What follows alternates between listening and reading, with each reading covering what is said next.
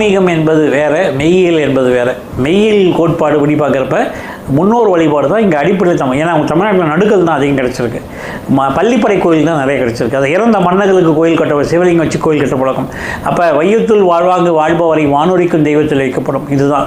அதேமாதிரி முறை செய்து வாழும் மன்னனுக்கு இறை என்ற பெயர் வைக்கப்படும். இந்த அடிப்படையில் மருதநில நாகரிகம் உங்களுக்கு தெரியும், உலகம் முழுக்கும் மலைகள் இருக்குது, உலகம் முழுக்கும் முல்லை நில காடுகள் இருக்குது, உலகம் முழுக்க கடல் இருக்குது. ஆனால் எந்த பகுதியில் பெய்கிற மலையை ஒழுங்குபடுத்தி ஒரு ஆற்றங்கரை நாகரிகத்தை உருவாக்கி, ஏரிக்கரை நாகரிகத்தை உருவாக்கி, குளத்தங்கரை நாகரிகத்தை உருவாக்கி, கூவல் நாகரிகத்தை உருவாக்குறவங்களோ அவங்களுக்கு அதில் இருந்த ஒரு மன்னன் பேர் தான் மருத நாகரிகத்துடைய முதல் மன்னனாக தான் சிவன் பார்க்குறாங்க.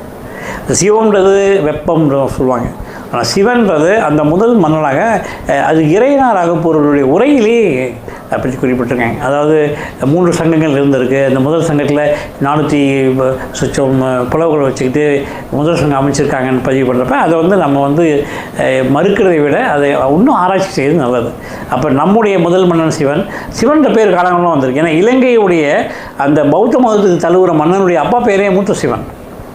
அப்போ இந்த சிவன்ற பேர் காலங்காலமாக எப்படி வந்திருக்குன்னு பார்க்குறப்ப அது மருத நாகரிகத்தை தோற்றுவித்த ஒரு மன்னனுக்கு நம்ம கொடுக்குற மரியாதை பெயராகவும் அந்த மன்னனை நம்ம இறைவனாக காணக்கூடிய தன்மையும் வருது. அதே மாதிரி தென்னாடுடைய சிவனை போற்றி, அது என்னென்னா தென்னாடுனா உங்களுக்கு கடலில் மூழ்கி இருக்குது, தென்கடல் வளாகம் சொல்லக்கூடிய தென்புலத்தார்.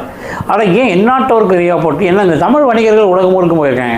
அதனால் இந்த சிவன் எனக்கும் தென்னாட்டுக்கு மட்டும் சொந்தம் இல்லை, எந்நாட்டுக்கும் உரிய இறைவன்ற பாடலில் சொல்லியிருக்காங்க.